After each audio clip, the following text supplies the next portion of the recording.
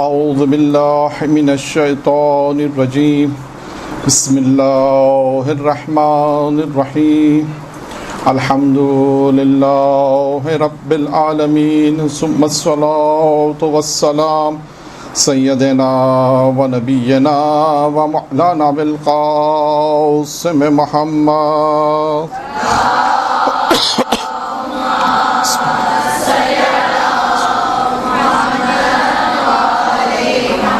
وعلى بيته الطيبين الطاهرين المعصومين المنتخبين الميامين أما بعد فقد قال الله تبارك وتعالى في كتابه الكريم بسم الله الرحمن الرحيم يا أيها الذين آمنوا هل أدلكم على تجارة تنجيكم من عذاب عليم درود پڑھیں محمد وعلى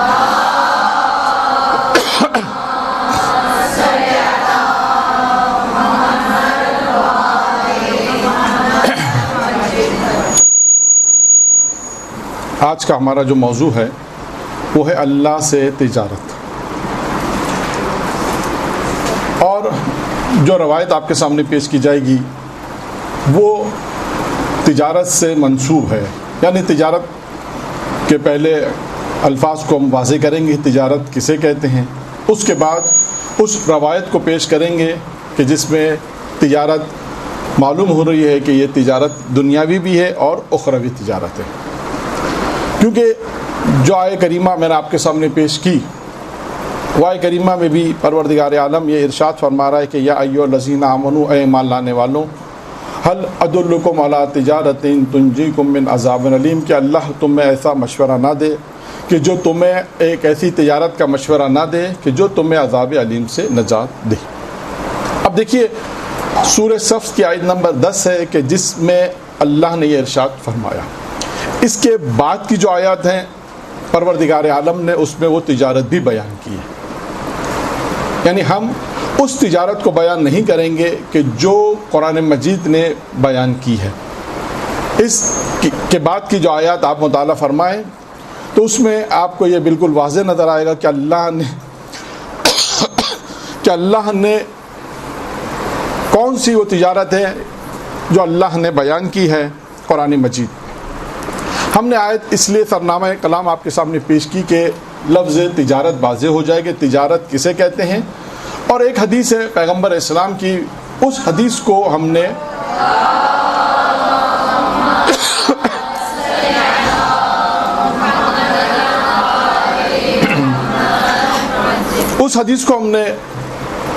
سرنامہ کرام قرار دیں گے اپنے اس درس کے لیے۔ سب سے پہلے تجارت کے مفہوم کو واضح کریں کہ دیکھیں تجارت ہم کسے کہتے ہیں۔ اب ظاہر سی بات ہے کہ تجارت کا ایک ایسا مفہوم ہے کہ میرے سامنے جو مجمع ہے ممکن ہے کہ وہ یہ کہے کہ تجارت سے ہمارا کیا تعلق ہے، لیکن حدیث میں جو تجارت آئی ہے یا جو چیزیں آئی ہیں اس میں سب کا تعلق ہے، چاہے وہ عورت ہو چاہے وہ مرد ہو، تو لہٰذا صرف مفہوم تجارت کو ہم واضح کریں کہ دنیا میں جب انسان تجارت کرتا ہے تو اس کے کچھ اصول ہوتے ہیں، تو وہ کیا اصول ہیں، اور وہی اصول ہم دیکھیں گے کہ دنیاوی تجارت جو ہماری اس حدیث کے مطابق ہے اور اخروی تجارت ہے بالکل اس کے مطابق ہے، تو لہٰذا سب سے پہلے ہم نے یہ خیال کیا کہ لفظ تجارت کو ہم واضح کریں کہ تجارت کسے کہتے ہیں۔ بہرحال بہت سی خواتین یا بہت سے وہ افراد کہ جو ممکن ہے شاید تجارت نہ کرتے ہوں، لیکن بالآخر تجارت کا معنی انہیں پتہ ہے کہ تجارت کسے کہتے ہیں۔ دیکھیے دنیا کے اندر جب ہم تجارت کرتے ہیں تو سب سے پہلے ہمارا کیا اصول ہوتا ہے؟ سب سے پہلے ہمارا اصول یہ ہے کہ ہم جب تجارت کرنا چاہتے ہیں، ہمارے پاس ایک جنس ہے، یعنی کوئی مال ہے، اگر ہم اسے بیچنا چاہتے ہیں، فرض کریں تجارت میں سب سے پہلا یہی ہوگا کہ جو چیز آپ کے پاس ہوگی آپ جس کو بیچنا چاہتے ہیں، یعنی سامنے کون ہے جسے ہم کہیں گے، تو تجارت ہم یہ دیکھیں گے سب سے پہلے جو چیز دیکھی جائے گی کہ تجارت انسان کس سے کر رہا ہے، سامنے کون ہے۔ آپ کے پاس فرض کریں بہت ساری ایسی چیزیں ہیں جسے آپ بیچنا چاہتے ہیں، تو آپ سب سے پہلے یہ دیکھیں گے کہ تجارت کرنے ہمارے سامنے کون ہے کہ جس سے ہم تجارت کر رہے ہیں، قابل اعتماد ہے یا نہیں ہے۔ قابل بھروسہ ہے یا نہیں ہے. ایسا تو نہیں کہ کسی نے معرفی تو کی ہے کہ بہت اچھا آدمی ہے, بہت اچھا تاجر ہے, بہت اچھا کاروبار کرتا ہے, لیکن انسان سب سے پہلے اس تجارت میں یہ دیکھتا ہے کہ قابل اعتماد ہے یا نہیں. جس سے ہم تجارت کرنا چاہتے ہیں سب سے پہلی چیز کیا ہے؟ قابل اعتماد ہونا, قابل بھروسہ ہونا.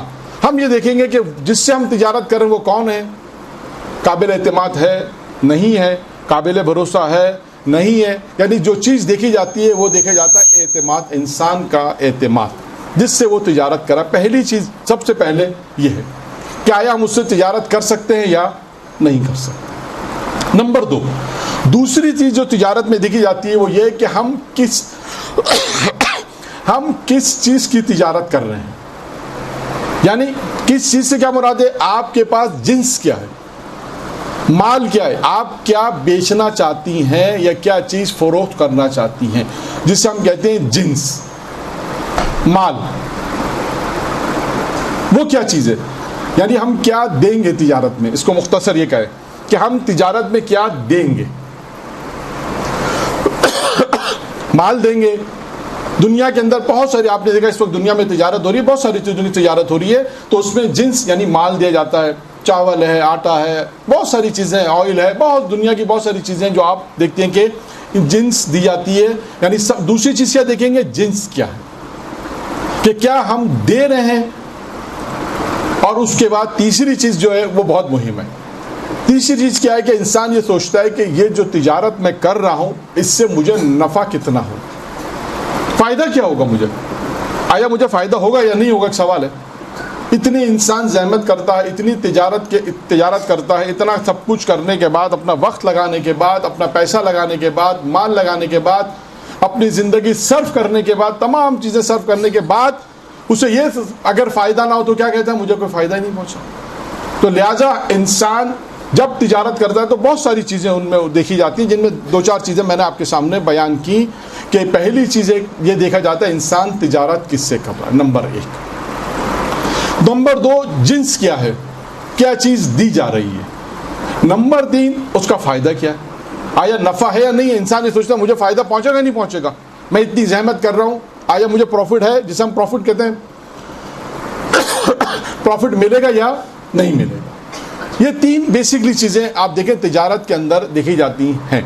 اگر آپ یہ کوئی ممکن ہے کوئی کہے خاتون کے کہ اس سے ہمارا کیا ربط, نہیں. ممکن ہے کہ کوئی اسکارف کا, تو کوئی اسکارف لیڈیز سے مربوط ہے, چادر لیڈیز سے مربوط ہے, بہت ساری چیزیں ایسی جو خواتین سے مربوط ہیں. ممکن ہے کوئی اس کا کاروبار کرنا چاہے.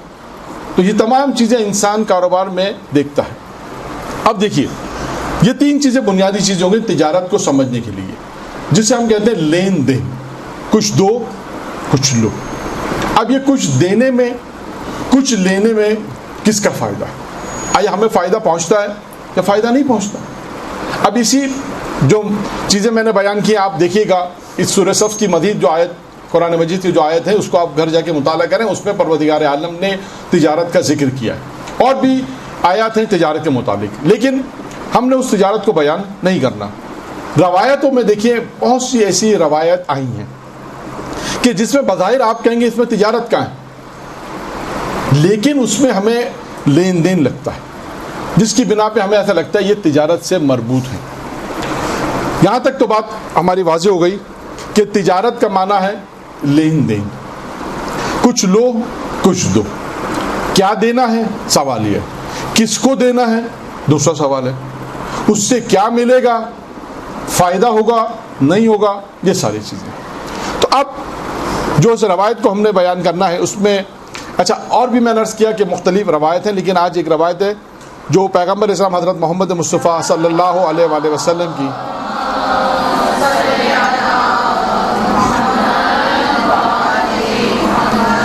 کہ جس میں اللہ کے رسول نے ارشاد فرمایا. اچھا آپ دیکھیے میں نے عرض کیا کہ ممکن ہے کہ ظاہری اعتبار سے شاید کوئی یہ کہے کہ اس میں تجارت نہیں ہے, لیکن روایت میں جو بیان ہوگا اس میں ایسا لگے گا کہ بالکل تجارت. اچھا یہ تجارت دنیاوی بھی ہے اور اخروی بھی ہے, ایسا نہیں ہے. جو روایت کے جو الفاظ ابھی بیان ہوں گے اس میں دنیا کے اندر بھی فوائد ہیں اور آخرت کے بھی فوائد ہوں گے. یعنی یہ روایت دنیا کی چیز, دنیا سے بھی مربوط ہے اور آخرت سے بھی مربوط ہے. کیونکہ دنیاوی جو تجارت ہوتی ہے جو ہم دیکھتے ہیں، البتہ دنیا میں بھی آپ دیکھیں جو تجارت ہوتی ہے وہ دنیا سے مربوط ہوتی ہے. جو ہم کاروبار کرتے ہیں دنیا میں جو کاروبار ہوتا ہے اس کاروبار میں مربوط دنیا سے وہ مربوط ہوتا ہے، آخرت سے مربوط نہیں ہوتا. لیکن اگر انسان اللہ کے لیے کرے تو وہ آخرت سے مربوط ہو جائے گا. درود پڑھے محمد و آل محمد.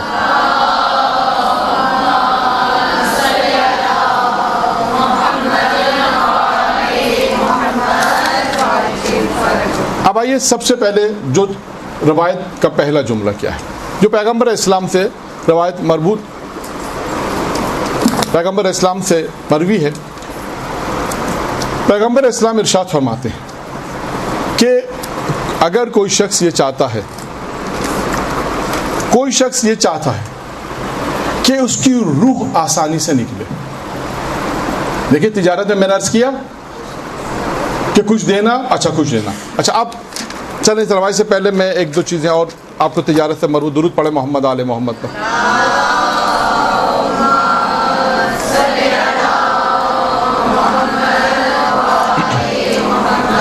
وہ یہ چیزیں ہیں مربوط کہ جہاں تک میں نے اپنے مقدمے کو آپ کے سامنے بیان کیا کہ اب 3 سوال میں نے آپ کے سامنے کیے تھے نا.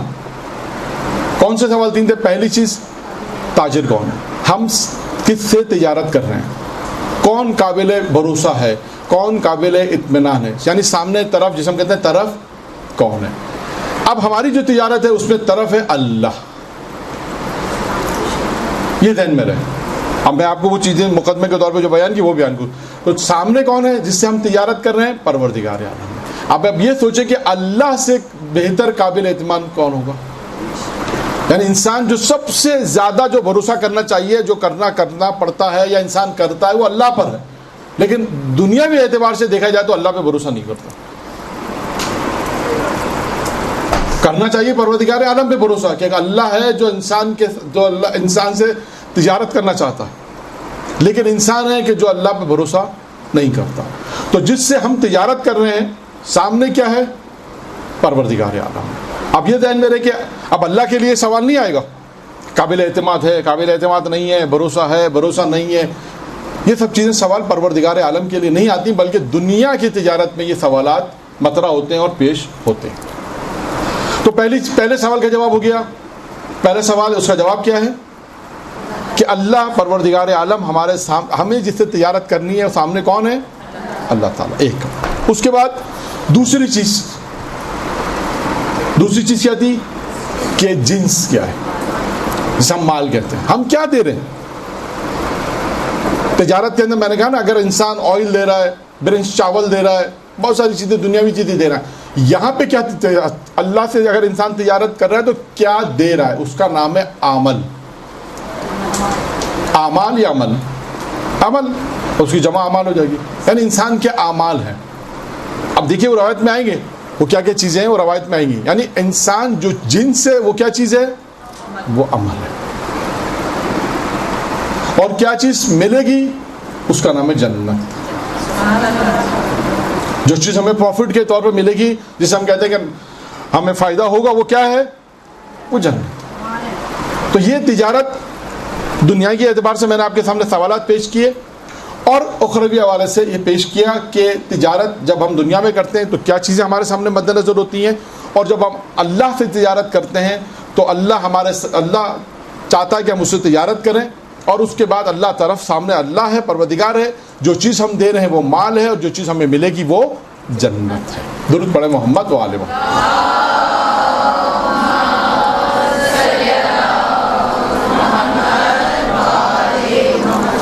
اچھا اب آئیے اس روایت کے اوپر. یہاں تک تو بات بالکل واضح ہو گئی. وہ روایت کیا ہے جو پیغمبر اسلام سے مروی ہے. پیغمبر اسلام فرماتے ہیں کہ جو شخص چاہتا ہے کہ اس کی روح آسانی سے نکلے، موت آسان ہو جائے. اب تجارت ہے نا، کیا چاہتا ہے وہ؟ اللہ سے چاہتا ہے کہ اس کی روح آسانی سے نکلے. پروردگار سے تجارت کرنا چاہ رہا ہے تو پروردگار کیا کہتا ہے؟ تجھے کیا کرنا پڑے گا؟ تلاوت قرآن کرنا. اب یہ لین دین ہو گیا. انسان یہ چاہتا ہے، تجارت میں یہ ہوتا ہے، حدیث کے ٹکڑے پہ میں مثال نہیں دوں گا، صرف پہلی ٹکڑے پہ مثال دے رہا ہوں، یعنی تجارت کی، کہ تجارت میں یہی ہوتا ہے کچھ دو کچھ لو. تو اگر ہم چاہتے ہیں کہ ہماری روح آسانی سے نکلے، ہم تو نہیں چاہتے پروردگار عالم سے کہ روح آسانی سے نکلے، تو اللہ کہہ رہا ہے کہ اگر روح آسانی سے پیغمبر کہہ رہے ہیں اگر تم چاہتے ہو کہ روح تمہاری آسانی سے نکلے تو تم تلاوت قرآن کرو. تو پہلی چیز ہو گئی تلاوت قرآن. اب دیکھیے قرآن، کیونکہ ماہ مبارک رمضان گزرا ہے، سب نے تلاوت قرآن انشاءاللہ کیا ہوگا، تو قرآن کے متعلق دو چار باتیں، کیونکہ ہر چیز جو میں بیان کروں گا اس کے متعلق تھوڑی تھوڑی تفصیلات بھی جتنا وقت ہے ہمارے پاس اتنا میں بیان کروں گا. اب تلاوت قرآن کے سلسلے میں دیکھیے دو چیزیں ہیں. ایک یہ ہے کہ آیا اگر قرآن سے تمسک نہ کریں تو کیا نقصان ہوگا. ایک ہے کہ تمسک کریں، قرآن سے وابستہ رہیں تو کیا فائدہ ہوگا. دونوں چیزیں ہیں.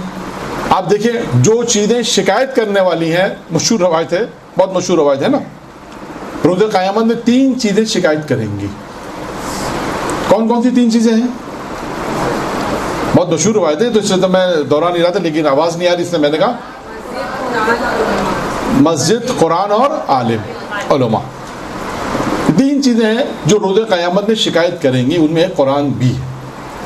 اچھا اب یہاں تک بات پہنچ گئی.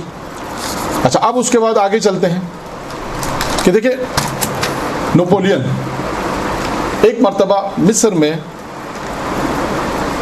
کتاب خانے میں گیا، مسلمانوں کے کتاب خانے میں گیا، اور کتاب خانے میں جب گیا اس نے جس کتاب کو اٹھایا وہ پہلی کتاب جو اس کے ہاتھ میں وہ قرآن. اس نے قرآن کھولا، ایک آیت پڑھی، اس آیت میں پورے 24 گھنٹے تفکر کیا، غور و فکر کیا، پڑھنے کے بعد غور و فکر کیا. ایک آیت میں 24 گھنٹے. دوسرے دن دوسری آیت، اور تیسرے دن تیسری آیت. 3 دن تک اس نے قرآن کی 3 مختلف آیات کا مطالعہ کیا، غور و فکر کیا، تفکر کیا. اس کے بعد قرآن کو بند کر کے رکھ دیا، اور اپنے جو ساتھیوں کے ساتھ، جو اس کے ساتھی تھے اس وقت اس کے ساتھ تھے، اس نے کہا کہ دیکھو یہ مسلمانوں کی کتاب ہے، اگر مسلمان اس کتاب کو پڑھیں گے، نمبر 1 پڑھیں گے، اور اگر اس پر پڑھنے کے بعد وہ اس پہ اگر عمل کریں گے تو پھر وہ ہماری بات نہیں سنیں گے. تو اب ہمارا کام یہ ہے کہ ہم مسلمانوں کو اس کتاب سے دور رکھیں. تو اب دیکھیے کتنے مسلمان اس کتاب سے کتنا دور ہیں. دیکھیے قرآن ہمارے استعمال کہاں ہوتا ہے آپ لوگ بہتر جانتے ہیں. ہم قرآن کو بہت اچھی بات ہے، احترام ہے کہ بہت بار اوپر رکھنا چاہیے، سب سے الماری میں بھی سب سے اوپر جو مقام ہے اس پر رکھنا چاہیے. لیکن اس کا مطلب یہ نہیں ہے کہ اسے انسان مطالعہ نہ کرے، اسے پڑھے نہیں. اس کا مطلب یہ نہیں ہے. ہمارے یہاں قرآن کب نکالا جاتا ہے؟ جب کوئی مر جائے، اور شادی اور بیماری میں، شادی میں، رمضان میں. یہ مرحوم ذیشان حیدر جوادی، مولانا مرحوم ذیشان حیدر جوادی کا ایک جملہ ہے جو اہل علم نے بیان کیا کہ قرآن سے مٹی اس وقت ہٹتی ہے جب کوئی مٹی میں جاتا ہے. تو دیکھیں ایسا نہیں ہونا چاہیے. قرآن کے لیے کہا گیا ہے کہ قرآن انسان روزانہ، ہم نے ایک اہل نجف کے ایک رہنے والے عالم تھے، ان سے پوچھا کہ آپ نے نجف میں اتنا عرصہ رہے، ساری زندگی گزاری، علم حاصل کیا، تو انہوں نے کہا، جب پوچھا ان سے سوالات کیے تو انہوں نے قرآن کے متعلق بھی سوال کیا، تو انہوں نے کہا کہ اس وقت نجف میں جب ہم رہتے تھے، بہت پرانی بات ہے، کہا کچھ نہیں تھا، نہ اس وقت کھانے کو ہمارے پاس تھا اور نہ پہننے کو، تو حالات بہت برے تھے. کہا قرآن کا ایک سورہ کا انتخاب کیا، اور اس کے بعد وہ سورہ 1 سال 2 سال مسلسل پڑھتے رہے، اور اس کے بعد پروردگار عالم نے ہمارے حالات بہتر تھے. اور آپ دیکھیں قرآن کے متعلق یہ بھی ہے جو اہل علم نے بیان کیا کہ جو لوگ زیارت پر جاتے ہیں، خدا سب کو زیارت نصیب کرے. ہم نے ایران میں قوم میں سنا، اہل علم نے بیان کیا کہ جب وہ گھر سے نکلتے تھے زیارت کے لیے، 10 دن کا سفر ہوتا ہے، 12 دن کا سفر ہوتا ہے، ممکن ہے زیادہ بھی ہو، 10-12 کم از کم 10-12 دن کا تو ہوتا ہے. عراق ایران ہو تو لمبا 20-22 دن کا سفر ہو جاتا ہے. ایران میں رہنے والے جب جائیں گے تو وہ 10 دن کا سفر ہوگا، 12 دن کا سفر ہوگا. کا جب وہ گھر سے نکلتے تھے تو تلاوت قرآن شروع کرتے تھے، قرآن کی تلاوت یعنی قرآن شروع کرتے تھے، اور جب وہ واپس پہنچتے تھے تو قرآن کو ختم کر دیتے تھے۔ یہ طریقہ کار انہوں نے بیان کیا۔ اچھا اب دیکھیے، قرآن کی تلاوت کے لیے ممکن ہے کہ شروع میں جیسے کوئی تقریر ہوتی ہے، لوگ بہت جوش میں آ جاتے ہیں، آج جا کے یہ قرآن ختم کر دینا۔ ایسا نہیں کریں، ایسا نہیں کریں، جوش میں اتنے زیادہ نہیں ہے۔ قرآن کوئی ایک مختصر سورہ، کوئی ایک چھوٹا مختصر سورہ انتخاب کریں اور روزانہ سونے سے پہلے اس کو ضرور تلاوت کریں۔ یہ زندگی کا ایم بنانا ہے، زندگی کا ایم بنانا ہے۔ اہل علم بیان کرتے ہیں، آپ دیکھیے کہ بیان کرتے ہیں اپنی تقاریر میں، قوم میں بھی بڑے بڑے مرجع مجتہد بیان کرتے ہیں کہ روزانہ کم از کم روزانہ 50 آیتیں پڑھی جائیں تو اس کا شمار غافلین میں نہیں ہوگا۔ کم از کم 50 آیتیں روزانہ پڑھی جائیں۔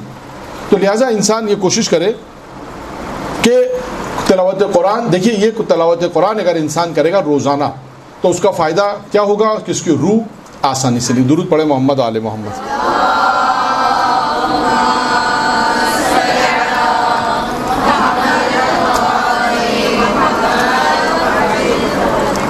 اب دیکھیے قرآن سے انسان اگر تمسک کرے گا تو کیا فوائد حاصل ہوں گے۔ میں صرف فہرست بیان کر رہا ہوں، وقت کا میں صرف جلدی فہرست بیان کر رہا ہوں کہ انسان اگر قرآن سے تمسک کرے گا تو اسے کیا چیزیں ملیں گی؟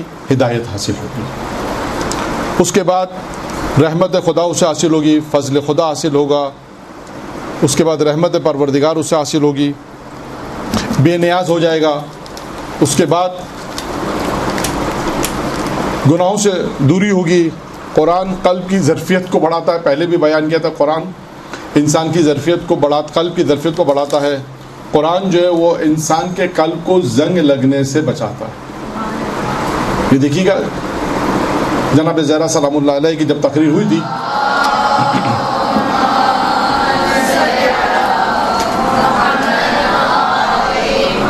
تو اس وقت جب قرآن کا ذکر آیا تھا تو یہ جملہ بیان کیا تھا کہ قرآن قلب کی ظرفیت کو بڑھاتا ہے، قرآن قلب کو زنگ لگنے سے محفوظ رکھتا ہے۔ قرآن مختلف بیماریاں، انسان جب تلاوت قرآن کرتا ہے تو مختلف بیماریاں دور ہوتی ہیں۔ ان بیماریوں میں نفاق ہے، گمراہی ہے، تباہی ہے، کفر ہے، یہ تمام بیماریاں ہیں۔ جو قرآن کی تلاوت کرے گا ان تمام چیزوں سے دور رہے گا، یہ امیر المومنین کی روایت ہے۔ اور انسان جب تلاوت قرآن کرے گا تو اچھے کاموں کی طرف بڑھے گا اور برے کاموں سے رکے گا، جنت کی طرف جنت حاصل کرے گا اور جہنم سے روکا جائے گا۔ تو میں نے بہت جلدی آپ کے سامنے یہ بیان کیے قرآن کے فوائد۔ امیر المومنین علی بن ابی طالب علیہ الصلوۃ والسلام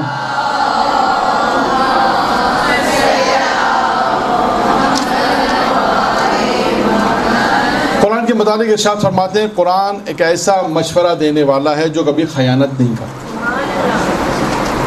قرآن ایسا مشورہ دینے والا جو خیانت نہیں کرتا۔ قرآن ایسی رہنمائی کرنے والا ہے جو گمراہی نہیں کرتا، کبھی گمراہ نہیں کرتا، اور ایسی گفتگو کرنے والا ہے جس میں جھوٹ نہیں۔ اور اس کے بعد حدیث مکمل ہوتی ہے کہ قرآن سے جو تمسک رکھے گا، اپنے آپ کو وابستہ رہے گا، تو دو چیزیں ہوں گی، ایک چیز اس میں ایک چیزوں کی کمی ہوگی اور ایک چیز کی زیادتی ہوگی، یعنی چیز اس میں بڑھے گی۔ اب تعجب ہے، آپ سوچیں کہ قرآن سے تمسک کرنے کا کیا چیز کم ہو جائے گی اور کیا چیز بڑھ جائے گی؟ قرآن سے جو تمسک اپنے آپ کو قرآن سے وابستہ رکھے گا اس میں اس کی ہدایت میں اضافہ ہوگا اور اس کی گمراہی میں کمی ہو جائے گی۔ جو چیز کم ہوگی وہ گمراہی ہے، جتنا پڑھتا جائے گا تمسک ہوتا جائے گا اتنا ہدایت بڑھتی چلی جائے گی اور گمراہی کم ہوتی چلی جائے گی۔ اور قرآن کے متعلق دیکھیں مجرب عمل بھی بہت سارا ہے، میں مختصر خود یعنی انسان جب مشکلات میں آئے، سورہ یاسین کا عمل ہے، آپ دیکھیں روزی کے لیے سورہ واقعہ پڑھا جاتا ہے، اور مختلف سورے ہیں جو مختلف مشکلات کے لیے کہے گئے۔ خود قرآن یعنی ختم القرآن جیسے کہتے ہیں کہ انسان اگر پریشان ہو مشکلات میں آئے تو کہے کہ یہ منت مانے کہ میں ایک قرآن ختم کروں گا، پروردگار میری اس مشکل کو حل کر دے۔ خداوند متعال جب مشکل کو حل کر دے تو انسان تلاوت قرآن کرے، ختم قرآن کرے۔ تو یہ دیکھیں قرآن سے انسان اپنے آپ کو مربوط رکھے، یہ ذہن میں رہے کہ انسان اگر اپنے آپ کو قرآن سے مربوط نہیں رکھے گا تو اس پہ معصوم نے فرمایا کہ اس کی گمراہی میں اضافہ ہوگا۔ تو خیر مختصر کرتے ہوئے کہ پہلی چیز کیا ہے جو ہم نے بیان کی تلاوت قرآن کس سلسلے میں؟ اگر کوئی یہ چاہتا ہے کہ اس کی موت آسانی سے ہو جائے تو وہ کیا کام کرے؟ تلاوت قرآن کرے۔ تو مختصر سے ہم نے قرآن کے متعلق بیانات فرمائے۔ اب آئی دوسری چیز، اگر کوئی یہ چاہتا ہے کہ اس کی قبر میں نور ہو تو کیا کرے گا؟ اگر کوئی یہ چاہتا ہے کہ اس کی قبر میں رہے تو کیا کرے گا؟ نماز شب پڑھے گا۔ دیکھیں نماز شب کے بہت سے فوائد ہیں، روزی میں برکت ہے تو کہتے ہیں نماز شب پڑھو، عمر میں اضافہ چاہتے ہیں کہتے ہیں نماز شب پڑھو، بہت ساری چیزیں ایسی ہیں کہ نماز شب کے لیے کہ تاکید آئی ہے کہ نماز شب پڑھے، اور انسان جتنا زیادہ نماز شب پڑھے گا اتنا چہرہ نورانیت ہوگا۔ اور دیکھیے ایک روایت، آج ہی مختلف روایتیں دیکھیں جس میں آخرت کے، میں فوائد پہ جلدی فوائد پڑھ دیتا ہوں کہ آخرت کے کیا فوائد ہیں نماز شب کے۔ اور ایک واقعہ بھی ہے کہ دیکھیں نماز شب کے انسان اگر اٹھتا ہے نماز شب کے لیے تو یہ تربیت کس کو ملتی ہے؟ جیسے تلاوت قرآن ہے، تلاوت قرآن میں بھی یہی ہے کہ انسان پہلے بڑے پڑھیں، یہ ذہن میں رہے۔ ہمارے الٹا ہوتا ہے، پہلے بچوں کو پڑھاتے ہیں، اور یہ یاد ہے کہ بچے ہمیشہ بڑوں کو پہلے دیکھتے ہیں، یہ اصول ہے۔ بہت سے علماء کے واقعات ہیں جس میں یہ ملتا ہے، اور یہ بیان کرتے ہیں کہ انسان پہلے بڑے اس کو پڑھیں گے تو بچے اس کو دیکھ کر فالو کریں، دیکھیں گے اس کو کہ ماں باپ پڑھ لیں، بڑے بھائی بہن پڑھ لیں، پھر اس کے بعد اس پہ عمل کریں گے تو بچے اس کو فالو کریں گے۔ تو پہلی چیز ہے کہ بڑے اس کاموں کو انجام دیں۔ تلاوت قرآن میں بھی یہی ہے، نماز شب میں بھی یہی ہے۔ اب نماز شب کے جو فوائد بیان کیے گئے ہیں، اخروی فوائد کیا ہیں؟ قبر میں نورانیت کا سبب ہوگا، اس کے بعد فشار قبر، نماز شب فشار قبر سے روکے گی، قیامت میں آسائش ہوگی، عذاب سے نجات ہے قبر میں، وحشت قبر سے نجات ہوگی، جنت میں جانے کا سبب ہے، قیامت میں آتش، قیامت میں جو آتش ہے اس کو روکنے کا سبب بنے گی، پورے صراط سے انسان تیزی سے گزر جائے گا، قبر میں روشنی کا سبب بنے گی، اور قیامت میں شفاعت کرے گی نماز گزار۔ دیکھیں یہ نماز شب کے فوائد، انسان اگر آخرت کے فوائد، اس طرح دنیا کے فوائد الگ ہیں، دنیا میں بھی فوائد ہیں، انسان اگر نماز شب کو پڑھے گا تو دنیا میں بھی اس کے فوائد ہیں، اس طرح آخرت کے فوائد میں نے مختصر دنیا کے بھی بیان کی۔ اب ایک واقعہ صرف مختصر بیان کرتا ہوں۔ دیکھیں نماز شب کے لیے اٹھنا، جیسا میں نے عرض کیا نا کہ بڑے اٹھیں گے تو بچے اٹھیں گے۔ شیخ کاشف الغطا آج سے تقریباً 400 سال پرانے عالم نماز شب کے لیے اٹھے، اور اٹھنے کے بعد انہوں نے وہ کام کیا کہ جو ہر پیرنٹس کو کرنا چاہیے۔ کیا کام کیا؟ اپنے بیٹے کو اٹھایا۔ اچھا بیٹے نے بھی وہی جواب دیا جو آج کے بچے جواب دیتے۔ آج کے بچے کیا جواب دیتے؟ اگر آپ نماز کے لیے گئے، اگر باپ کہ اذان ہو رہی ہے کہ نماز پڑھو مسجد میں چلو، تو بیٹا کیا کہتا ہے؟ نہیں گھر میں نہیں پڑھیں گے، بابا آپ چلے میں آ رہا ہوں۔ عموماً ایسا ہوتا۔ ان کے بیٹے نے بھی یہی کہا، بابا آپ پہنچیے، نجف کا واقعہ ہے، آپ پہنچے حرم، پہنچے حرم میں امیر المومنین میں جانا، آپ پہنچے، میں آتا ہوں پیچھے سے، آپ پہنچ جائیں۔ باپ نے کہا نہیں میرے ساتھ چلو۔ دیکھیے تربیت ہے، میرے ساتھ چلو، اور اٹھایا بچوں کو۔ اٹھانے کے بعد چلے حرم کی طرف۔ اب فرض کریں نماز فجر 4 بجے تو 3 بجے کا وقت ہوگا، تھوڑا سا فاصلہ ہے، پہنچیں گے، وضو کریں گے، نماز شب پڑھیں گے۔ اب راستے میں جب جا رہے ہیں، دیکھیں یہ درس ہے یہاں پر، ایک تو یہ کہ نماز شب کے لوگ خود بھی اٹھے، بچے کو اٹھایا۔ اب جب راستے میں انہوں نے دیکھا کہ ایک فقیر ہے جو بھیک مانگ رہا ہے۔ کتنے بجے؟ رات کے 3 بجے، رات کے 3 بجے ایک فقیر بھیک مانگ رہا ہے۔ تو انہوں نے اپنے بچے سے کہا کہ یہ بتاؤ، یہ جو رات کے 3 بجے جو فقیر بھیک مانگ رہا ہے، اسے لوگ دیں گے یا نہیں دیں گے کچھ؟ اس نے کہا بابا معلوم نہیں، ہو سکتا ہے کوئی دے، ہو سکتا ہے کوئی نہ دے، شاید کوئی دے، جسے ہم کہتے ہیں شاید کوئی دے، شاید کوئی نہ دے۔ اب دیکھیے کیا کہا، یہ ہے تربیت جس سے میں نے کہا دیکھو بیٹا، یہ رات کے 3 بجے اس امید پر آئے کہ شاید کوئی مجھے دے دے،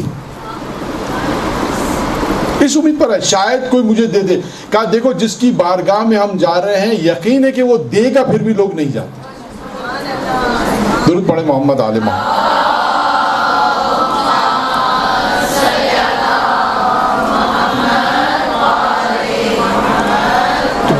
تو دیکھیے نماز شب کا یہ فوائد ہیں اور یہ تربیت کے حوالے سے گفتگو تھی. اب آئیے تیسری چیز کیا ہے؟ باقی چیزوں کو میں چھوڑ دیتا ہوں، وقت کم ہے. تیسری چیز ہے قیامت کی وحشت سے اگر کوئی نجات حاصل کرنا چاہتا ہے. دیکھیں ساری چیزیں وہ ملیں گی جو تجارت والی. ہم یہ چاہتے ہیں تو کیا کرنا پڑے گا؟ اگر کوئی چاہتا ہے قیامت کی وحشت سے نجات حاصل کرے تو کیا کرے؟ پیغمبر فرماتے ہیں روزہ رکھے. اب آپ دیکھیے مختلف ماہ میں مستحب روزے ہیں، رجب شعبان کے روزے ہیں، اس کے علاوہ مختلف ماہ میں روزے رکھتے ہیں. پریکٹس ہے کہ انسان، اور روزے کے فوائد میں نے اس لیے بیان نہیں کیا کہ حال ہی میں آپ نے پورا مہینہ سنے ہوں گے، اس لیے اس کو میں نے بالکل بھی بیان نہیں کیا، صرف یہیں تک رکھا ہے کہ یہ روزہ انسان رکھے گا تو اس کے کیا فوائد ہیں وہ آپ سن چکے ہوں گے ماہ مبارک میں. لہٰذا صرف یہی ہے کہ اگر قیامت کی وحشت سے انسان اگر اپنے آپ کو بچانا چاہتا ہے، اس سے نجات چاہتا ہے تو وہ روزہ رکھے. اب یہ دیکھیں جتنی بھی چیزیں آ رہی ہیں سب تجارت ہیں. میں نے کہا نا تجارت میں کیا ہے کہ ہم یہ چاہتے ہیں، ہم چاہتے ہیں پروفٹ، ہم چاہتے ہیں مال، اچھی چیز چاہتے ہیں تو ہمیں یہ پیسہ دیں گے تو وہ چیز ملے گی. یہاں پہ ہم عمل دے رہے ہیں، روزہ دے رہے ہیں تو وحشت قیامت سے ہم بچیں گے. قبر میں ہمیں نور چاہیے تو نماز شب ہم اسی طرح دیکھیں جو چیز دے رہے ہیں اس کے بعد ہمیں کیا چیز مل رہی ہے. جنت جو میں نے جواب دیا آپ کو، ممکن ہے کوئی کہ مولانا کو جنت کہاں ہے؟ جنت اینڈ میں ہے. اختتام اس کا کہاں پر ہوگا؟ جنت میں ہوگا. اب آئیے اگر کوئی چاہتا ہے چوتھی چیز کہ پورے صراط سے گزر جائے. اچھا اب اس میں جتنی بھی چیزیں آئیں گی کوئی بھی یہ نہیں کہے گا کہ ہم یہ نہیں چاہتے. یہ بھی ذہن میں رکھیے گا جتنی چیزیں میں بیان کر رہا ہوں روایت میں پیغمبر نے بیان کی ہیں، کوئی یہ نہیں چاہے گا کہ ہم یہ نہیں چاہتے. ہر شخص یہ چاہے گا، چاہے عورت ہو چاہے مرد ہو، ہر شخص یہ چاہے گا کہ وہ اس چیز کو انجام دے، وہ چاہے گا کہ یہ چیز ہو. ہر شخص یہ چاہے گا. پورے صراط کے متعلق تو کتنا سنا ہے بچپن میں، پڑھ بھی لیا اب تو کہ صراط پر جو پل ہوگا، صراط کا جو پل ہوگا وہ کتنے تیزی سے انسان کتنا مشکل ہوگا اس کو گزارنا. اور پیغمبر فرماتا ہے اگر کوئی چاہتا ہے کہ صرف پرا سے گزر جائے تو کیا کرے؟ وہ کام کرے کہ جو آپ جب مائی خراب ہوا تھا تو آپ وہ کام انجام دے دیتے. درود پڑھیں.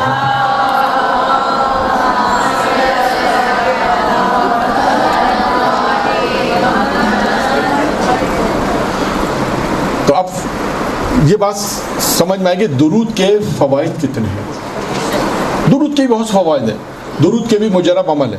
اب صرف میں عرض کر رہا ہوں کہ یہاں پر وہ حدیث جس میں پیغمبر اسلام کی حدیث ہے، پیغمبر نے کہا بخیل ہم کہتے ہیں نا جو کنجوس، بخیل واقعی کون ہوتا ہے؟ جس سے ہم کہتے ہیں حقیقت میں یہ بخیل ہے.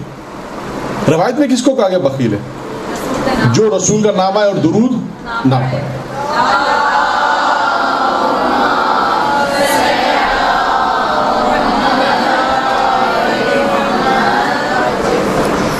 اب ایک اور روایت ہے امام رضا علیہ الصلوۃ والسلام کی.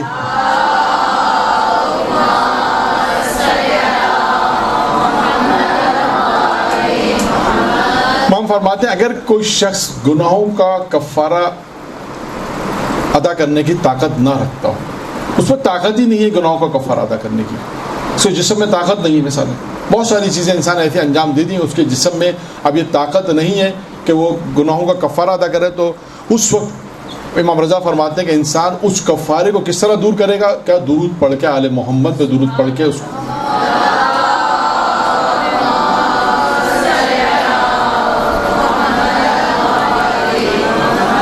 کیونکہ امام فرماتے ہیں کہ انسان کیونکہ صلوات جو ہے وہ گناہوں کو ختم کر دیتا ہے. انسان جتنا زیادہ تبھی کہا گیا ہے کہ انسان ہر وقت اپنے ہاتھ میں ایک تسبیح رکھے جب فارغ ہوگا. ایران کے ایک بہت بڑے عالم ہیں، ممبری ہیں، مجلس پڑھنے والے ہیں، فرحزاد نام ہے. وہ اپنی تقریر جب بھی شروع کرتے ہیں، جتنا ہم نے سنا انہیں، ان کا ایک طریقہ کار تھا، جب بھی مجلس شروع کریں گے صلوات کے اوپر کوئی حدیث ضرور بیان کریں، اس کے بعد وہ اپنی مجلس شروع کرتے ہیں. یہ ہمیں کافی ٹائم سے طریقہ کار ہے ان کا. تو وہ ایک دفعہ اپنی تقریر میں بیان کر رہے تھے کہ مجھے پھر کئی دفعہ خواتین کے فون آئے اور انہوں نے کہا کہ آپ کی تقریر سننے کے بعد ہمیں یہ فائدہ پہنچتا ہے کہ اب ہم گھر میں جب بھی کام کر رہے ہیں، برتن دھو رہے ہیں، کپڑے دھو رہے ہیں، تو درود پڑھتے جا رہے ہیں۔ تو کہا کہ ہم روزانہ کتنی تسبیح درود کی اس طرح پڑھ لیتے ہیں اور کتنا پروردگار عالم کی طرف سے، خدا کی طرف سے ہم ثواب حاصل کرتے ہیں۔ یہ آپ کی تقریر کی وجہ سے کہ آپ نے کہا کہ یہ کام کرو تو درود پڑھتے رہو، یہ کام کرو درود پڑھتے رہیں، تو ہم جو بھی کام کرتے ہیں اس پہ درود پڑھتے رہتے ہیں، تو کیا ہے کہ ہماری نیکیوں میں اضافہ ہوتا رہتا ہے۔ تو یہ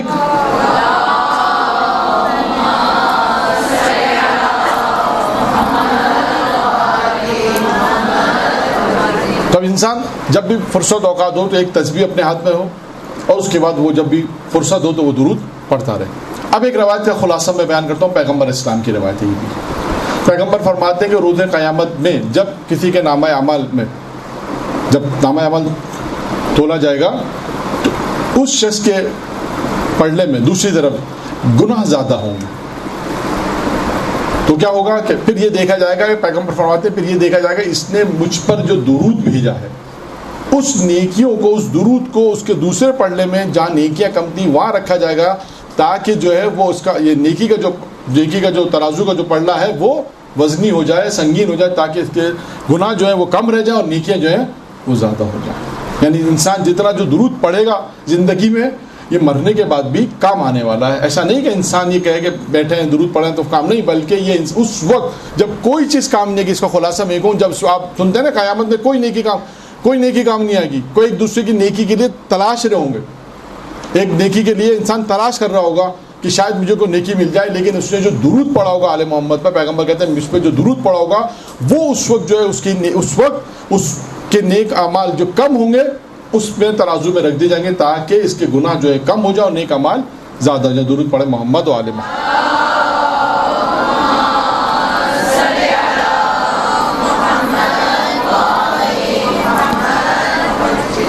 اب پیغمبر اسلام کا یہ واقعہ ہے، پیغمبر اسلام نے خواب میں دیکھا، کیا دیکھا؟ پیغمبر اسلام نے خواب میں دیکھا اپنے چچا جناب حمزہ کو اور اپنے بھائی جعفر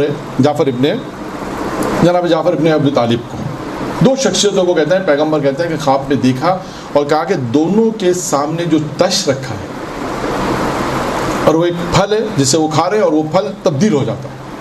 مثال کے طور پہ ایک پھل تھا، دوسری انگور میں تبدیل ہو گیا، پھر انہوں نے اس کو کھایا 1 گھنٹے بعد، پھر وہ کھجور میں تبدیل ہو گیا۔ تو یہ جو منظر پیغمبر اسلام نے دیکھا کہ ان کا مقام، منزلت، فضیلت دیکھی کہ جنت میں ہیں، تش ان کے سامنے ہے، جو پھل کھا رہے ہیں، اور وہ پھل جب کھا لیتے ہیں تو وہ دوسری پھل میں تبدیل ہو جاتا ہے، پھر وہ پھل پھر 1 گھنٹے بعد وہ پھل انگور جو ہے کھجور میں تبدیل ہو جاتا ہے۔ جب یہ دیکھا پیغمبر اسلام نے تو ان سے پوچھا کہ دنیا میں کون سے عمل تھے؟ اب دیکھیں انہوں نے کون سے عمل بیان کیے۔ انہوں نے کہا کہ دنیا میں ہم نے 3 عمل کیے تھے، یہ 3 عمل ہیں جن کی وجہ سے پروردگار عالم نے ہمیں یہ مقام دیا ہے۔ نمبر 1 کہ ہم آپ کے آل پر آپ پر درود بھیجا کرتے تھے،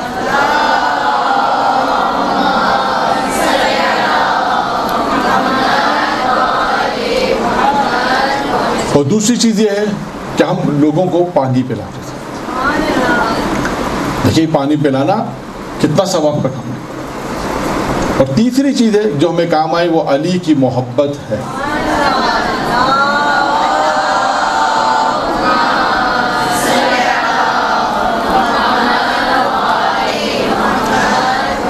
کہ یہ 3 چیزیں جو مرنے کے بعد ہم نے دنیا میں ان 3 کاموں کو انجام دے رہے تھے، جو مرنے کے بعد ہمیں کام آئیں: درود پڑھنا آل محمد پر، پانی پلانا، اور تیسری چیز ہے علی کی ولایت، علی کی محبت۔ درود پڑھے محمد آل محمد۔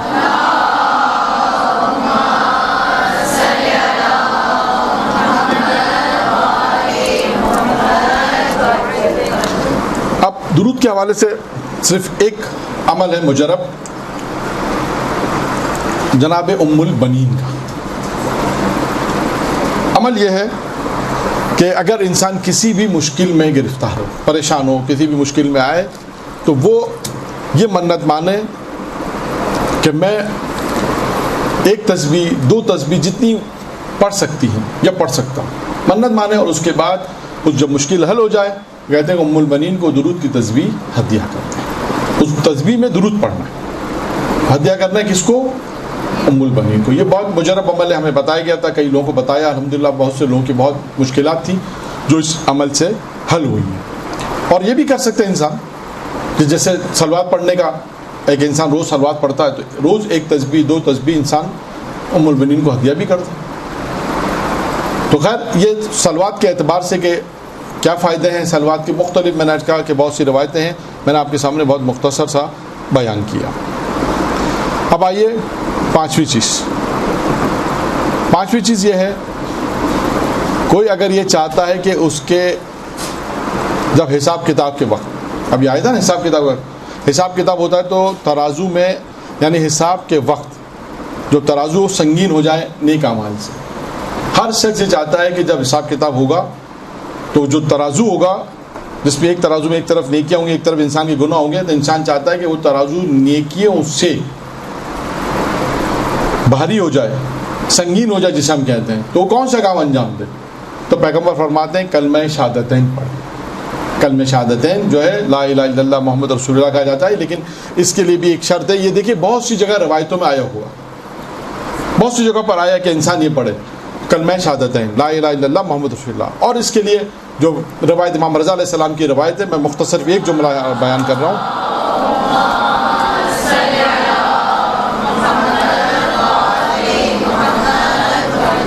امام رضا علیہ السلام نے فرمایا کہ یہ جو کلمہ ہے یہ قلعہ ہے اور اس کے لیے شرطیں ہیں، اور ان شرط میں سے ایک شرط کیا ہے؟ ہماری ولایت. ایک شرط بس مختصر یہی ہے کہ انسان یہ کلمہ ولایت کے ساتھ ہونا چاہیے، بغیر ولایت کے نہیں ہونا چاہیے. تو 5 چیزیں میں نے آپ کے سامنے بیان کی، اور اب آتے ہیں 6ٹھی چیز پہ، کیونکہ روایت آج انشاءاللہ مجھے مکمل کرنی ہے. 9 چیزیں میں نے شروع میں بیان کیا کہ 9 چیزیں ہیں کہ انسان ان 9 کاموں کو انجام دے گا تو دوسری 9 چیزیں اسے ملیں گی.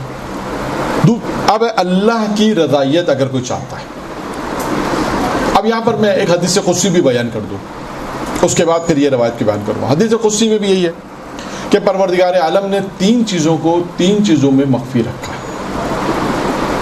نمبر 1، اللہ نے اپنی رضائیت کو کہاں رکھا. نمبر 2، اللہ نے اپنی ناراضگی کو کہاں رکھا. اور نمبر 3، اللہ نے اپنے اولیاء کو کہاں رکھا. یہ بھی ایک روایت ہے، حدیث قدسی. پروردگار کہتا ہے کہ میں نے 3 چیزوں کو 3 چیزوں میں رکھا. اللہ نے اپنے رضائیت کو کہاں رکھا 1، اللہ نے اپنے ناراضگی کو کہاں رکھا 2، اور اللہ نے اپنے اولیاء کو کہاں رکھا. اب آئیے نمبر 1، اللہ نے اپنی رضائیت کو رکھا. یعنی اگر انسان چاہتا ہے کہ اللہ کو راضی کرے تو کیا کام انجام دے؟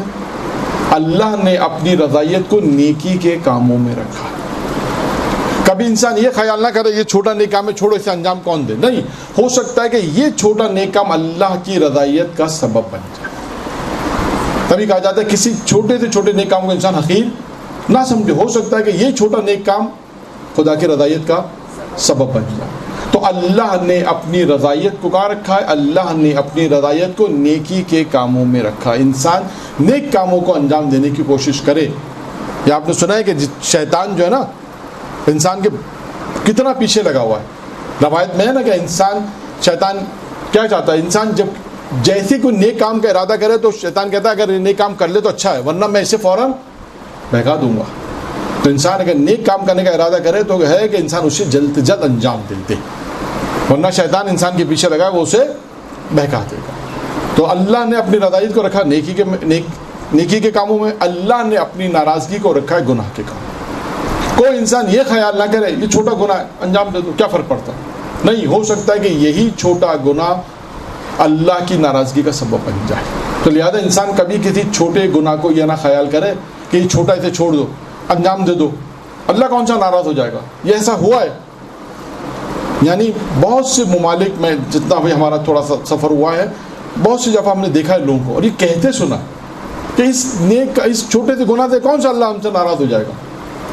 کیونکہ انہیں شاید یہ نہیں معلوم کہ یہ چھوٹا سا جو گناہ انجام دینا. دیکھیں روایت میں ہے نا کہ یہ مت دیکھو، گناہ کو مت دیکھو، بلکہ یہ دیکھو کہ کس کی معصیت کر رہے ہیں. دیکھا ہے ہم نے، لوگ یہ بھی کہتے ہیں کہ اس چھوٹے سے گناہ سے کیا فرق پڑ جاتا ہے، کون سا اللہ ہم کو جہنم میں ڈال دے گا. نہیں، اس کا مطلب ہے کہ انہوں نے معرفت بھی پروردگار کو سمجھا نہیں. تو لہٰذا انسان حدیث قدسی میں کہ چھوٹے سے چھوٹے گناہ کو انسان پر خدا کہتا ہے کہ ہم نے اپنی ناراضگی کو کہاں رکھا ہے؟ گناہ کے. اور تیسری چیز، اللہ نے اپنے اولیاء کہاں رکھے؟ عام عام بندوں میں نہیں، اللہ نے اپنے اولیاء انسانوں میں رکھے. کیوں؟ اب تشریح کیا ہے؟ اللہ نے، تاکہ انسان کسی بھی انسان کو حقیر نہ سمجھے. ایسا نہ ہو کہ خدا نہ خاصہ انسان کسی کو حقیر سمجھ رہا ہو سکتا ہے کہ جسے انسان حقیر سمجھ رہا ہو وہی اللہ کا محبوب بندہ ہو. اور اس کی مثال میں ایک دیتا چلوں کہ نجف کا ایک واقعہ ہے. طالب علم بیان کرتے ہیں کہ جب ہم درس میں تھے تو وہاں پر ایک شخص آتا تھا. جیسے ہوتا ہے بہت سی جگہوں پہ ایک شخص اپنے آپ کو ایسا ظاہر کرتا ہے جسے لوگ پاگل کہتے ہیں. کا ایک شخص تھا بالکل ایسے ہی تھا کہ لوگ اسے پاگل کہتے تھے، ہم بھی اسے پاگل کہتے تھے. اب وہ تھا نہیں تھا وہ الگ مسئلہ، لیکن مشہور یہ تھا کہ یہ پاگل ہے. کہتے ہیں وہ طالب علم بیان کرتے ہیں کہ ایک دفعہ ہمیں درس میں پہنچے، دیر ہو رہی تھی، ہم نے وضو نہیں کیا اور ہم بغیر وضو کے درس میں پہنچے. تو جیسے ہی درس میں پہنچے اس نے ہماری طرف دیکھتے کہا کہ آج بغیر وضو کے درس میں آئے. یہ ہے کہ انسان جسے خدا نخواستہ حقیر سمجھ رہا تھا وہ کس مقام اور منزلت میں تھا.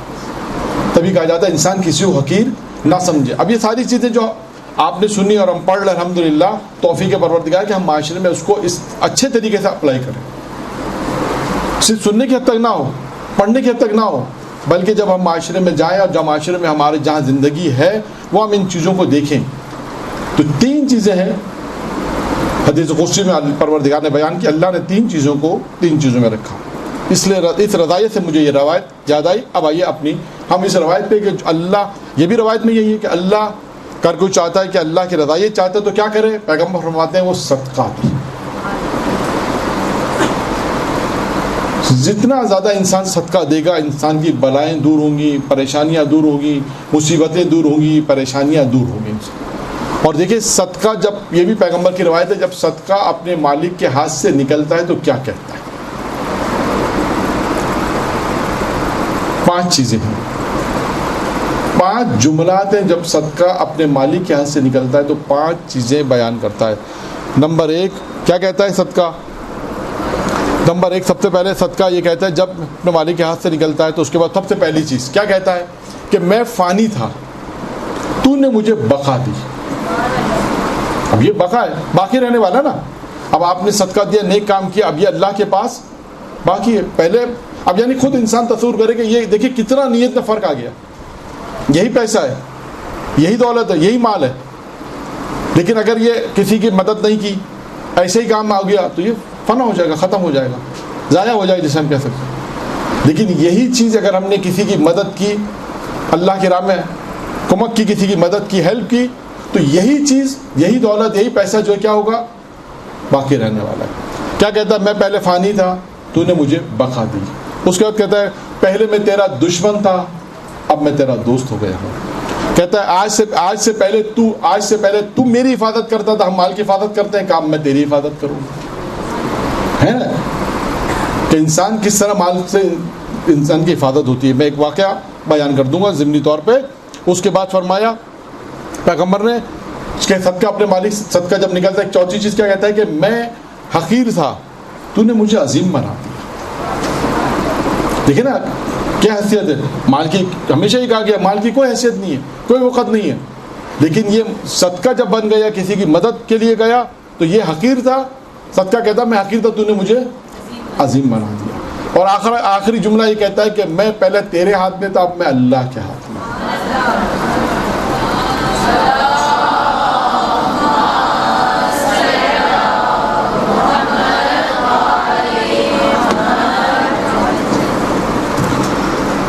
بنی اسرائیل میں ایک عابد تھا، اس کی دعا قبول نہیں ہو رہی تھی، اس کو اولاد چاہیے تھی. 30 سال کے بعد اس کی دعا قبول بھی پروردگار عالم نے اسے اولاد دی، اس شرط پہ کہا کہ جب تم اس کی شادی کرو گے، جس دن اس کی شادی ہوگی میں اس دن اسے تم سے واپس لے لوں. اب دیکھیے کتنا مشکل ہے نا کہ ایک بیٹا، اتنے عرصے بعد اللہ ایک بیٹا دے رہا ہے، اور اس کے بعد اللہ کی شرط یہ ہے کہ ٹھیک ہے میں تمہیں دوں گا، لیکن جس دن تم اس کی شادی کرو گے اس دن اس کی موت واقع ہوگی. انہوں نے کہا ٹھیک ہے، پروردگار سے کہا ٹھیک ہے خدا بندہ مجھے بیٹا دے دے، واپس لے لینا. اب اللہ نے اسے بیٹا عطا کیا، بیٹا بڑا ہوا. اس کے بعد وہ وقت آیا کہ جب اس کی شادی ہوئی، اور جب اس کی شادی ہوئی اور اس کے دوسرے دن اس کے باپ نے دیکھا بیٹا زندہ ہے. پریشان ہو گیا کہ اللہ کا وعدہ تھا، اس سے تو مر جانا چاہیے، یہ زندہ کیسے ہے؟ تو بیٹے سے پوچھا تم نے کون سا کچھ کل رات کوئی نیک کام کیا، کوئی کام انجام دیا؟ اس نے کہا نہیں، کوئی خاص کام انجام نہیں دیا. کہ جب میں شادی تھی دولہا بنا بیٹھا تھا، لوگ شادی کے رسم و رواج میں مصروف تھے، کہ ایک فقیر آیا میں نے اسے اٹھا کے روٹی دے دی. کہ بس لگتا ہے کہ یہی وہ کام تھا جس کی وجہ سے تمہاری موت ٹل گئی. تو دیکھیے یہ ہے کہ رائے خدا میں صدقے کے متعلق بلا ٹلتی ہے، موت ٹلتی ہے. تبھی کہا جاتا ہے کہ انسان صبح صدقہ دے تاکہ دن کی ساری پریشانیاں دور ہو جائیں، رات کو صدقہ دے تاکہ رات کی ساری پریشانیاں دور ہو جائیں. تو یہ صدقے کے متعلق ہے کہ میں نے صرف ایک روایت بیان کی کہ صدقہ جب اپنے مالک کے ہاتھ سے نکلتا ہے تو 5 جملات بیان کرتا ہے. درود پڑھے محمد و آل محمد.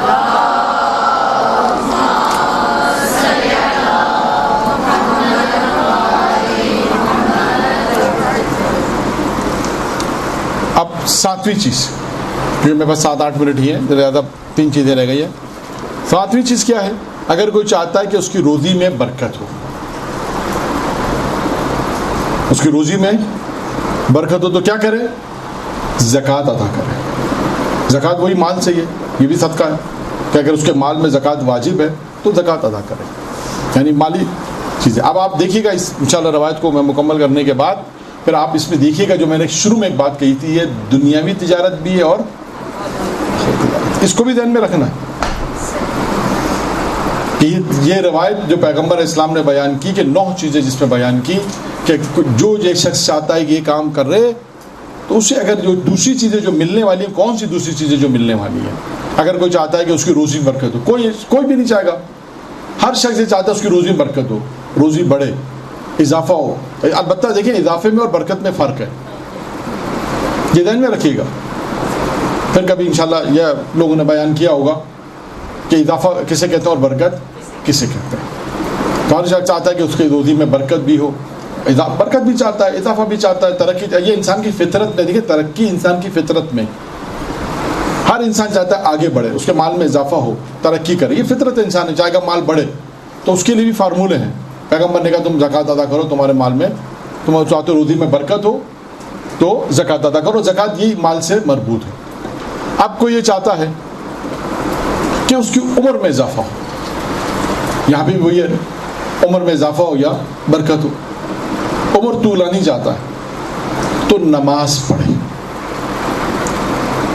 اچھا اب نماز دیکھیے، نماز کے فوائد بھی بیان کیے گئے ہیں کہ انسان اگر نماز پڑھے گا، واجبات جو ادا کر رہا ہے اس کے بھی فوائد ہیں، مستحب نماز پڑھے گا اس کے بھی اپنے فوائد ہیں. تو نماز کے لیے صرف میں ایک اتنی مثال دے دوں کہ جو دی جاتی ہے، البتہ بہت سی چیزیں میرے پاس ہیں کہ آپ نے پڑھی بھی ہوں گی، آپ کو پڑھائی بھی ہوں گی، اہل علم میں بیان کیا ہوگا کہ دنیا میں بھی اور اخروی مرنے کے بعد بھی کیا فائدے ہیں، قبر میں کیا فائدے ہیں، آخرت میں کیا فائدے ہیں، پورے صراط پہ کیا فائدے ہیں. یہ تمام فوائد بیان کیے گئے ہیں نماز کے کہ اگر دنیا میں انسان جو نماز انجام دیتا ہے اس کے دنیا میں کیا فائدے ہیں، پھر قبر میں کیا فائدے ہوں گے، پورے صراط پہ کیا فائدے ہیں، میدان حشر میں کیا فائدے ہیں. یہ تمام چیزیں نماز کے. صرف میں ان چیزوں کو چھوڑتے ہوئے صرف وہ مشہور مثال دے رہا ہوں کہ نماز کی جو مشہور مثال دی جاتی ہے وہ یہی ہے کہ انسان دن میں 5 مرتبہ جب نماز پڑھ رہا ہے تو اس کی مثال ایسی ہے کہ اس کے گھر کے باہر ایک نہر ہے اور نہر میں اگر وہ 5 مرتبہ نہا رہا ہے، دھو رہا ہے تو وہ کبھی گندا نہیں ہوگا. اسی طرح انسان اگر 5 مرتبہ پروردگار کی بارگاہ میں جا رہا ہے اور وہ ادا کر رہا ہے تو وہ خداوند متعال کے سامنے ایسا جیسا 7 گناہوں سے پھر پاک و پاکیزہ ہوگا. درود پڑھیں محمد و آل محمد.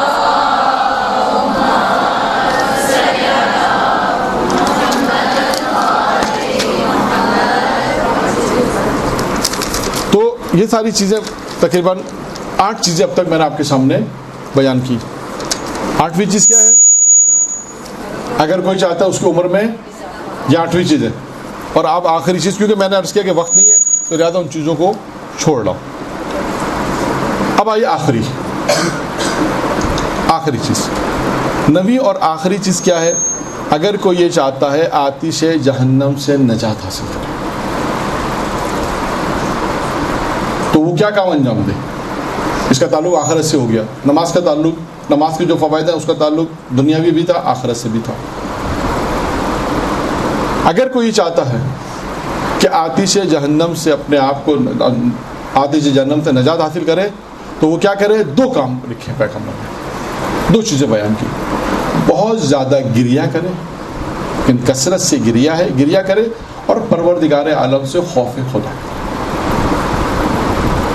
اب دیکھیے گریہ بھی ہے، روایت میں ہے نا کہ روز قیامت میں وہ آنکھ نہیں، اس آنکھ کو پروردگار عذاب نہیں دے گا جو اللہ کی بارگاہ میں جو خوف خدا میں روئی ہے. خدا کی بارگاہ میں ایک خوف خدا سے روئی ہے، ایک نماز کے لیے خدا سے ایک ہے کہ اپنے گناہ پہ بھی جو آنکھ گریہ کرتی ہے، اور وہ آنکھ جو گناہوں سے بھی اپنے آپ کو بچاتی ہے، وہ آنکھیں ہیں کہ جنہیں پروردگار اعلیٰ عذاب نہیں دے گا. یعنی انسان گریہ، خوف کا بھی گریہ ہوگا، اگر پروردگار سے انسان خوف سے مارے گریہ کر رہا ہے، ایک وہ گریہ ہے، تو پروردگار اس آنکھوں کو عذاب سے محفوظ رکھے گا. اب دیکھیے خوف کسے کہتے ہیں؟ جہاں پر ایک گفتگو جناب موسیٰ کی خداوند عالم سے، اس کو بیان کر دوں. خداوند عالم نے کہا موسیٰ تم جانتے ہو کہ میرا بندہ مجھ سے نزدیک کیسے ہوتا ہے. اگر خدا نے موسیٰ سے پوچھا گفتگو دوران، جانتے ہو موسیٰ کہ میرا بندہ مجھ سے قریب کیسے ہوتا ہے، کون سے وہ عمل انجام دے کہ وہ مجھ سے قریب ہو؟ جناب موسیٰ نے کہا نہیں پروردگار میں تو نہیں جانتا. اب خداوند متعال نے کہا سنو موسیٰ 3 کام وہ انجام دے گا. نمبر 1 زہد، نمبر 2 گناہوں سے پرہیز، نمبر 3 گریہ کرے گا خوف خدا میں، جو ہمارے موضوع سے متعلق تیسری چیز ہے. اب اس کے بعد پھر پروردگار نے کہا، دیکھیں یہاں پر بھی وہی چیز ہے، تجارت. اس روایت میں جو جناب موسیٰ خدا، اس میں بھی تجارت ہے. خدا کہہ رہا ہے کہ میرا بندہ مجھ سے 3 چیزوں کے نزدیک، اگر چاہتا ہے کہ میرا بندہ مجھ سے قریب ہو، نہیں ہو سکتا قریب مگر یہ کہ وہ زہد اختیار کرے. زہد جانتے ہیں، پرہیزگاری، تقویٰ، گناہوں سے اپنے آپ کو بچانا، زہد جسے کہتے ہیں. اس کے دوسری چیز ہے گناہوں سے پرہیز، وہی. اور تیسری چیز ہے گریہ، خوف خدا میں انسان گریہ کرے. اب یہاں پر جو میں تجارت کی بات کر رہا تھا، دیکھیں پروردگار کیا کہتا ہے موسیٰ سے، اگر کوئی شخص دنیا میں زہد اختیار کرے گا، خدا اسے کہتا ہے کہ میں اسے جنت عطا کروں گا. یہاں پر بھی وہی چیز ہوگی جو میں روایت 9 چیزیں جو آپ کو بیان کر رہا ہوں، گویا 3 چیزیں اور آ گئیں، اور 9 3 12 چیزیں.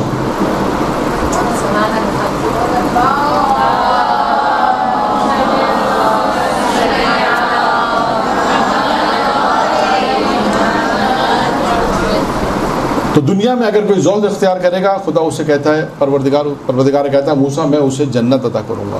اور اگر کوئی گناہوں سے پرہیز کرتا ہے تو پروردگار کہتا ہے کہ موسیٰ میں اس کے سوال و جواب کو اس کے لیے آسان کر دوں گا، وہ بدون وہ سوال و جواب نہیں، اور وہ بدون حساب و کتاب کے جنت میں داخل ہوگا. اور تیسرا ہے گریہ، اگر کوئی خداوند متعال خوف کرے گا پروردگار عالم سے، خوف خدا کرے گا، تو پروردگار کہتا ہے کہ میں اس کے جنت میں جو درجات ہوں گے، جو اس کے وہ درجات بلند ہوں گے، اور اس کے مقام پر کوئی نہیں ہوگا. یہ 3 چیزیں پروردگار عالم. دیکھیں یہاں پر ہمیں نتیجہ بھی مل گیا کہ انسان اگر گریہ کرے گا، خداوند متعال سے خوف خدا کرے گا، تو پروردگار عالم اسے وہ مقام عطا کرے گا کہ کسی اور کو وہ مقام عطا نہیں کرے گا. اور خوف خدا کی صرف ایک مثال میں دے دوں، اس کے بعد آج کی گفتگو اختتام. کہ دیکھیں خوف خدا کسے کہتے ہیں. آیت اللہ دستغیب نے اپنی کتاب ایمان میں اس واقعے کو لکھا ہے جو میں بیان کرنا چاہتا ہوں.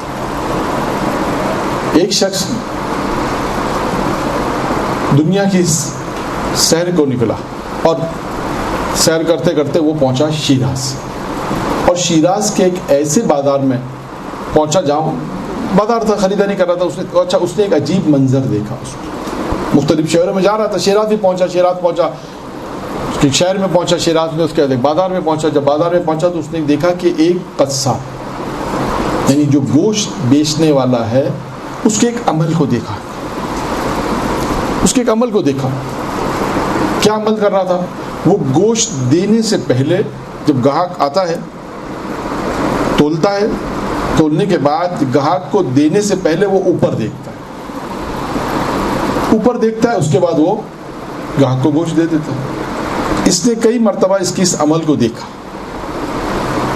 دیکھنے کے بعد اس نے پھر یہ سوال کیا، اس نے آخر کیا وجہ ہے کہ بھئی گاہک آیا ہے، اس نے گوشت تولا، پیسے لیے, گوشت دے دیا اسے. اس میں اوپر دیکھنے کا کیا فلسفہ؟ اچھا وہ ہندو تھا, مسلمان بھی نہیں تھا, یہ بھی ذہن میں رہے. ہندو تھا, مسلمان بھی نہیں تھا, پھر بھی اس سے پوچھا کہ آخر کیا فلسفہ ہے؟ جب بھی میں نے تمہیں دیکھا کہ تم گاہک کو گوشت دیتے ہو, تولتے ہو, پیسے لیتے ہو, دینے سے پہلے اوپر دیکھتے ہو, پھر اس کے بعد اسے دیتے ہو, آخر اس کا کیا فلسفہ؟ جب کئی دفعہ اس نے پوچھا, اس نے کہا کوئی فلسفہ نہیں ہے اس کا. بہت زیادہ جب اس نے اصرار کیا تو اس نے بھی اس کا جواب دیا. اور جو دیکھیں جو جواب دیا وہ ہمارے موضوع سے متعلق ہے, ایک بات. اچھا دوسری بات یہاں پر کیا ہے کہ تاریخ میں بہت سے واقعات ایسے ہیں کہ جو نان مسلم کے ہیں, لیکن پیغام وہ صحیح دے رہے ہیں. یہ یاد رکھیے گا, بہت سے ایسے واقعات ہیں مسلمان نہیں ہیں, بعد میں مسلمان ہوئے ہیں. جب وہ مسلمان نہیں تھے تو انہوں نے جو باتیں کی یا جو پیغامات دیے وہ ہمارے مطلب کہ ہمارے یعنی ان پیغامات میں ہمیں اس سے ہدایت ملتی ہے, یا ہدایت کہہ سکتے ہیں, یا اسے یہ کہہ سکتے ہیں کہ وہ چیز جو ایک مسلمان کے پاس, مومن کے پاس ہونی چاہیے, وہ اس کے پاس. بہت سی چیزیں, بہت سے واقعات ایسے ہیں. اس میں ایک واقعہ یہ بھی ہے, اس نے کہا کہ میں ہندو ہوں اور میں بتوں کو مانتا ہوں, بت پرست ہوں, یعنی ظاہر اعتبار سے میرا خدا میرا بت. کہا میں گاہک کو گوشت دینے سے پہلے اوپر اس لیے دیکھتا ہوں کہ میں نے اپنی دکان میں ایک بت کو رکھا ہوا ہے, میں نے اپنے خدا کو رکھا, اور میں گاہک کو دینے سے پہلے اپنے خدا کو سامنے دیکھ کے کہتا ہوں پروردگار ہے. یعنی اب میرے الفاظ ہیں, یعنی آپ ظاہری طور پہ کہہ رہا ہے, اپنے خدا کو مخاطب کر کے کہتا ہے کہ خدا تو دیکھ لے کہ میں کم تول کے نہیں دے رہا ہوں, میں جتنا اس نے مانگا ہے میں اتنا ہی دے رہا ہوں. یعنی خوف خدا ہے, اپنے خدا کو سامنے رکھ کے وہ کام انجام دے. یعنی اس نے ایک معیار دے دیا کہ جو بھی کام انسان انجام دے اپنے خدا کو سامنے رکھ کے انجام دے بس. یہ تو اس سے صرف ایک گوشت تھا نا, باقی اپنی پوری تمام زندگی میں انسان دیکھے کہ کیا جتنے کام ہم انجام دیتے ہیں کہ خدا کو سامنے رکھ کے انجام دیتے ہیں کہ پروردگارا یہ کام ہم انجام دے رہے ہیں, تو خدا ہے, تو تیرے سامنے اب یہ کام ہم انجام دے رہے ہیں. اپنی زندگی کے تمام پہلو کو دیکھیں, بس یہ پہلو. یعنی خوف خدا یہ کہ پروردگار عالم کے انسان یہ دیکھے کہ خداوند متعال کو گواہ بنا لے, جسے ہم کہتے ہیں نا, امیر المومنین کا وہ قول ہے نا کہ جو جب تنہائی میں خدا نہ خاصا انسان گناہ کرے, جو تمہارا گواہ ہے روز قیامت میں وہی تمہارا فیصلہ کرنے والا. تو یہاں پر بھی یہی ہے کہ خداوند متعال یعنی اس شخص نے ہندو تھا لیکن یہ پیغام دے دیا کہ اگرچہ تولنے کے اعتبار سے اس نے پیغام دیا اپنے خدا کو سامنے رکھتے ہوئے کہ میں کم نہیں دے رہا, میں بیمانی نہیں کر رہا, میں ایمانداری سے کام کر رہا ہوں. یعنی اس نے ایک چیز کے اندر یہ کام کیا لیکن ہمارے لیے پوری زندگی کے لیے پیغام دیا کہ جو کام بھی کرو اپنے خدا کو سامنے رکھ کے کرو. درود پڑھے محمد و آل محمد.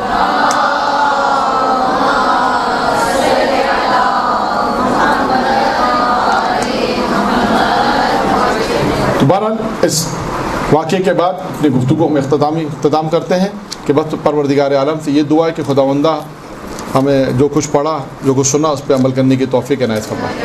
درود پڑھے محمد و آل محمد.